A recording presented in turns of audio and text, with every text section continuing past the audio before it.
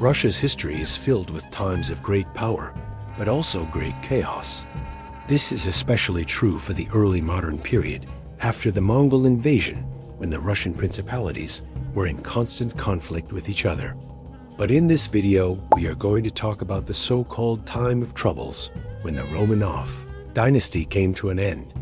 Russia was plunged into chaos and civil war, and the country was even briefly occupied by foreign invaders. Welcome to my channel. Today, we will be discussing the time of troubles in Russia.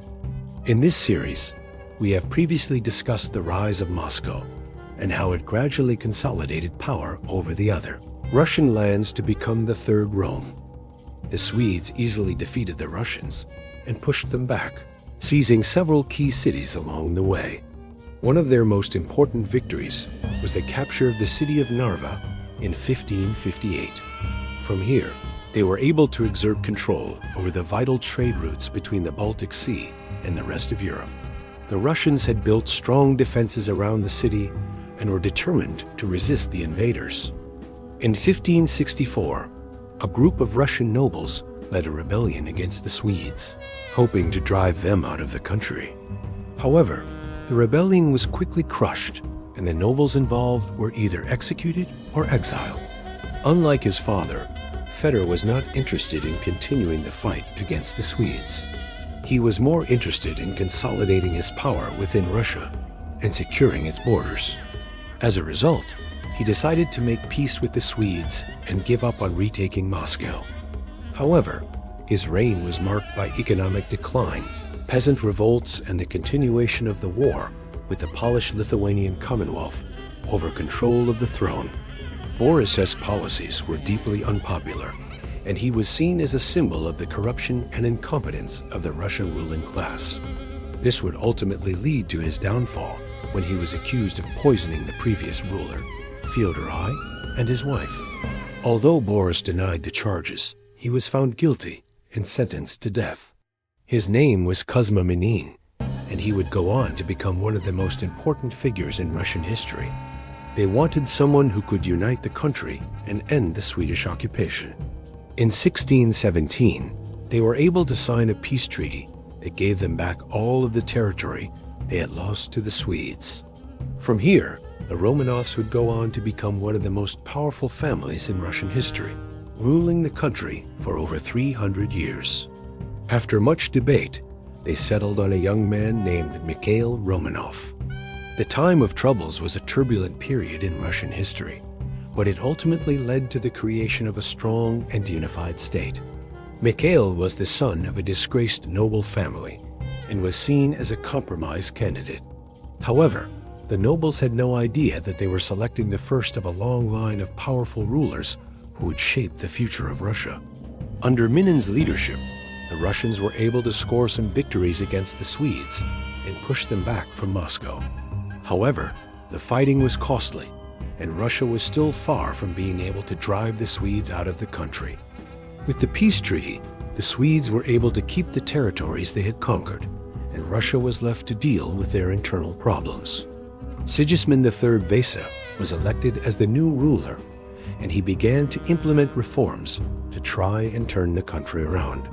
Charles XII saw this as an opportunity to expand his empire, and he accepted the invitation. The Swedes invaded Russia and quickly took control of the country. They installed a puppet government and began to impose Swedish policies on the Russian people. This included things like forcing the Russian nobility to convert to Lutheranism and imposing high taxes on the population. However, his efforts were hampered by the fact that he was seen as a foreign ruler, and the nobles were reluctant to give him power.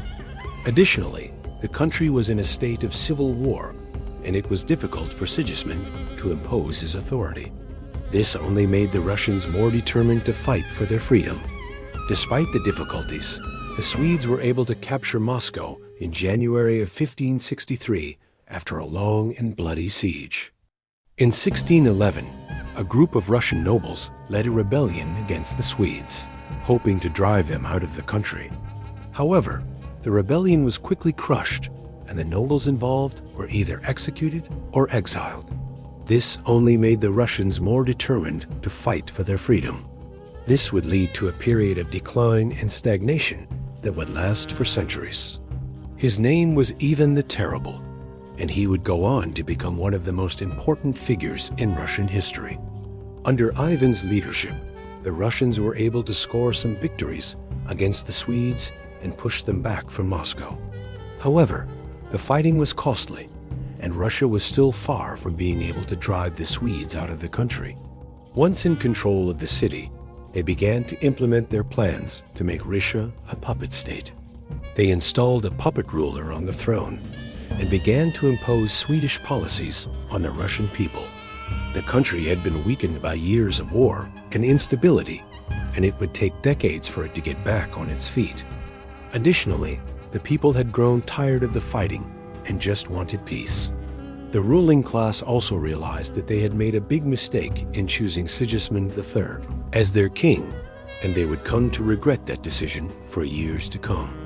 This included things such as forcing the Russian nobility to convert to Lutheranism and imposing high taxes on the population. With their position secured, the Swedes began to plan their next move. After the death of Dmitry Ivanovich, Russia entered into a period of instability and civil war between the various Russian princes who wanted to claim the throne.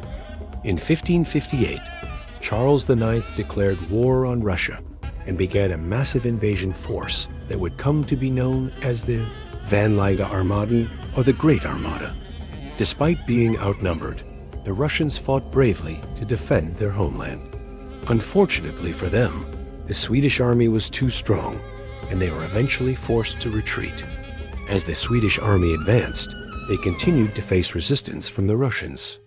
However, none of these forces were able to stop the Swedish advance, and the invaders were able to reach Moscow by the end of the year 1558. It consisted of 40 warships and 40,000 soldiers, a truly formidable force.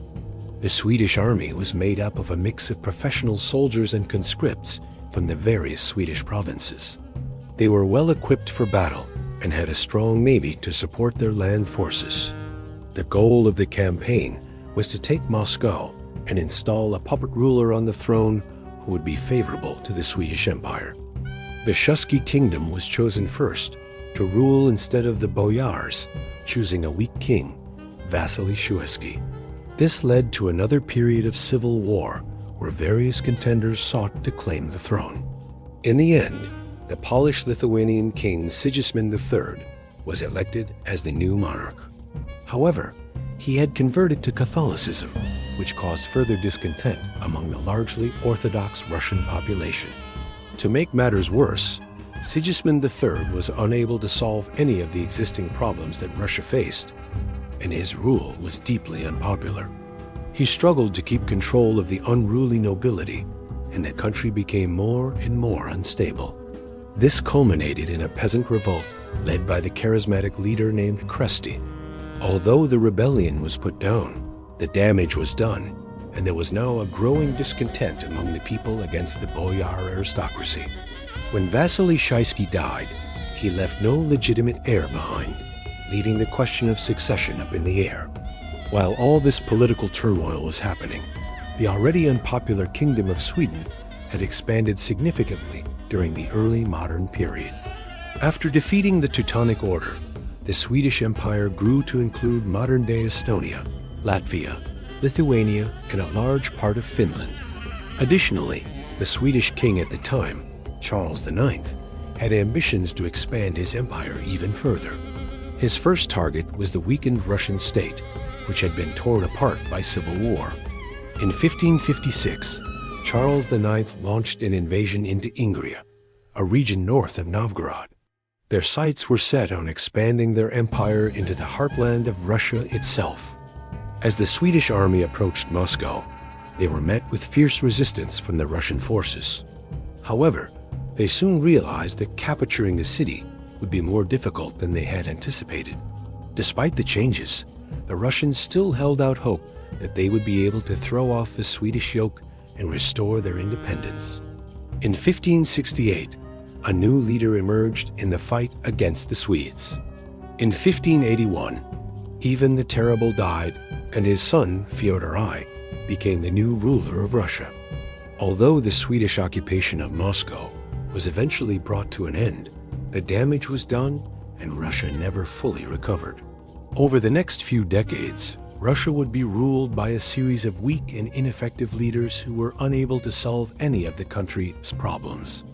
In 1605, the first Romanov ruler, Boris Godunov, seized power following a series of palace intrigues. In the wake of Boris's deposition, the nobles turned to the Polish-Lithuanian royal family, the Vasa dynasty, to rescue Russia from its problems. In 1610, the situation in Russia reached a boiling point when the Polish nobles invited the Swedish king, Charles XII, to invade the country and help restore order. Despite the changes, the Russians still held out hope that they would be able to throw off the Swedish yoke and restore their independence. In 1612, a new leader emerged in the fight against the Swedes. In 1613, a group of Russian nobles gathered at the Cathedral of the Archangel in Moscow to choose a new ruler for Russia. With Mikhail Romanov as their new ruler, the Russians were able to turn the tide of the war against the Swedes. So what had started as a struggle for power between rival princes ended up with the rise of a new dynasty and the restoration of Russian independence. Thanks for watching. If you enjoyed the video, please leave a like and consider subscribing for more historical tales.